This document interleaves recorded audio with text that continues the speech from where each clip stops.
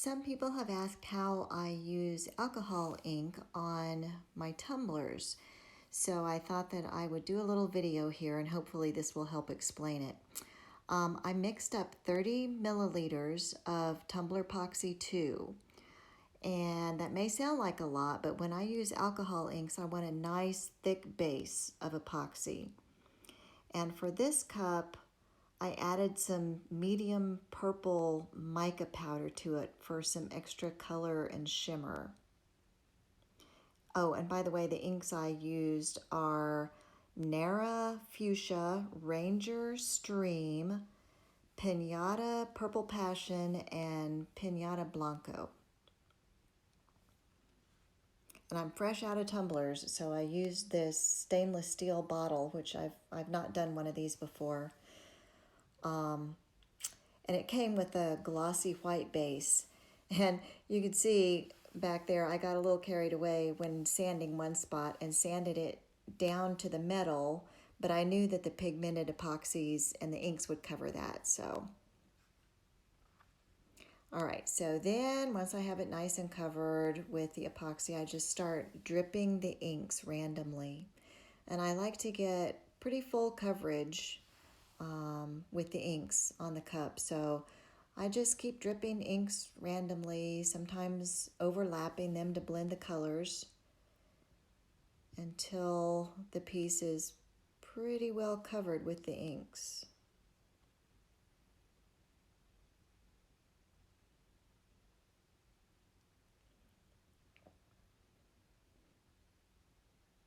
You don't have to be real precise with it. You can just drip, drip, drip and go faster than I'm doing. You can just be as wild as you want to be.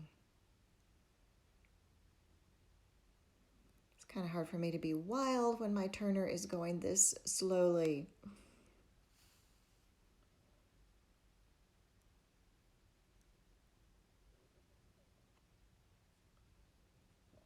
And the inks look really dark here, but in a few minutes you will see them come to life with the white ink.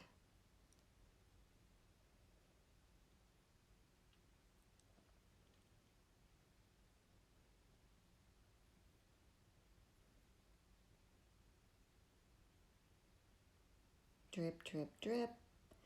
I tried to speed this up a little.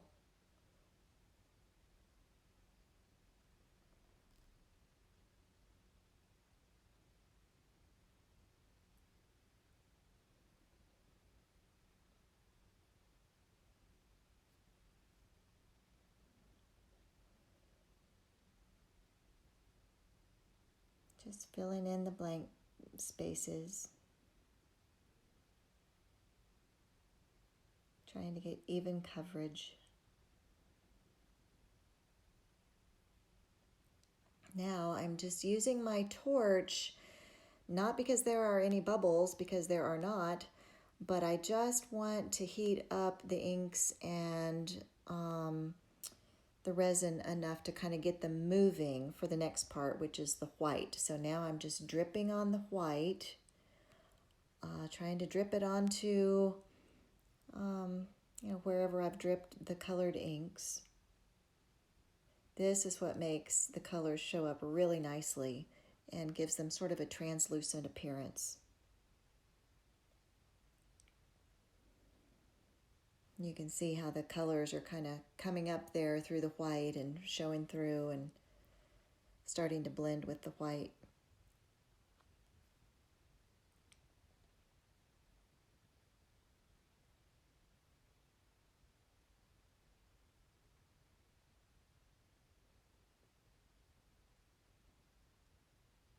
And you can add as much or as little white as you want. It just depends on if you want the cup darker or lighter.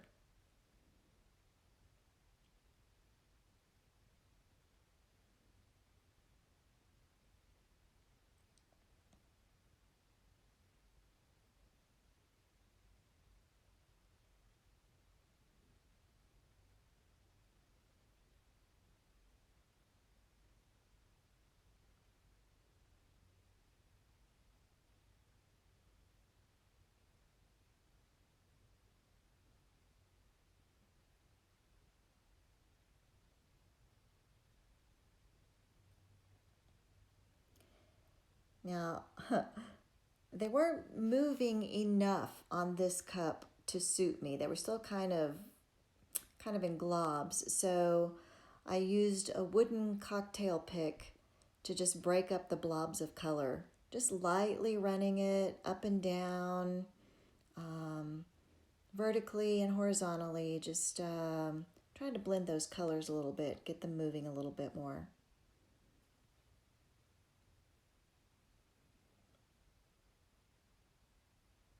It's kind of fun. You get some fun effects um, with a little toothpick like that.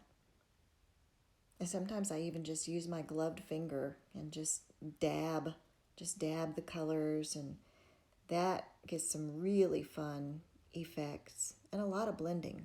That gets a lot of blending.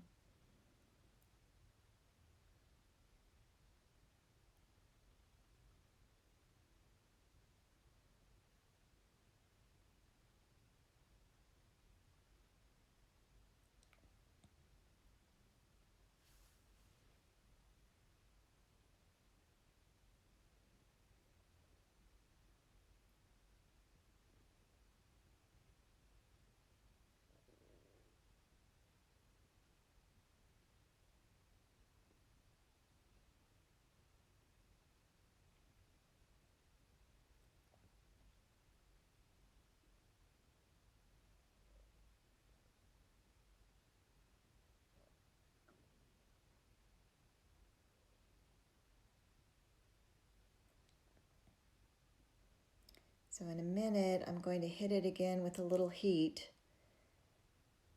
Again, just enough to extinguish any little bubbles that I caused with the wooden pick. I don't want to overwork or overheat the epoxy. I just want to warm it to keep everything moving and blending.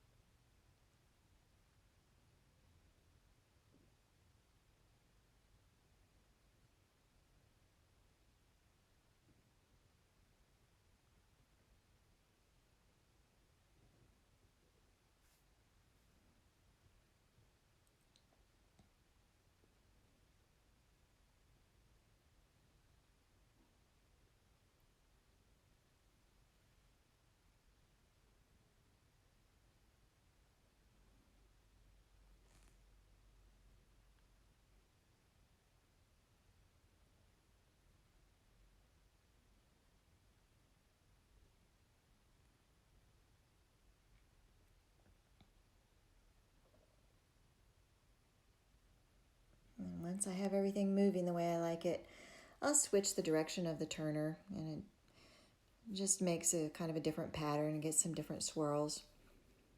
And then I'll kind of look for bald spots, which of course there are none with tumbler epoxy. I've not had a problem with fish eyes or bald spots or anything like that, which is great because when you're working with the alcohol inks, they tend to kind of eat through a thinner epoxy. In my experience, anyway, with brand X. I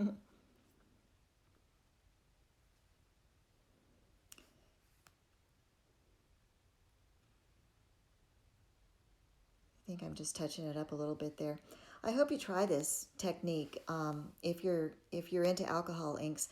I only use alcohol inks and mica powders on my tumblers. I haven't used glitter. I had to look up the meaning of sublimation. I wouldn't know a water slide if it tapped me on the shoulder and introduced itself. Maybe one day I'll try all of that because it sure looks fun and it's beautiful. But for now, I'll just admire all of those techniques and creations that the other artists do. And that's pretty much it. So after one final inspection, I think I hit it with the torch one more time and then just walk away. You certainly don't have to babysit tumbler epoxy. And I've never used the like the original tumbler epoxy. I started out with 2.0. And by the way, I've only been using it for like, I don't know, two weeks. It's amazing stuff.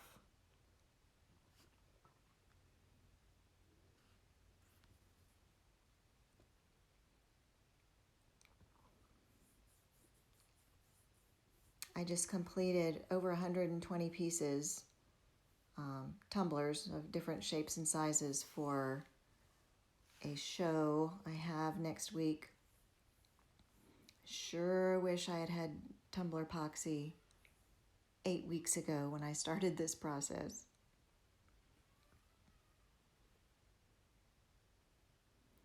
All right, there it is. After just one coat, after just that one coat, and in 2 hours I'll come back and hit it with a flood coat, a top coat, and then it'll be done.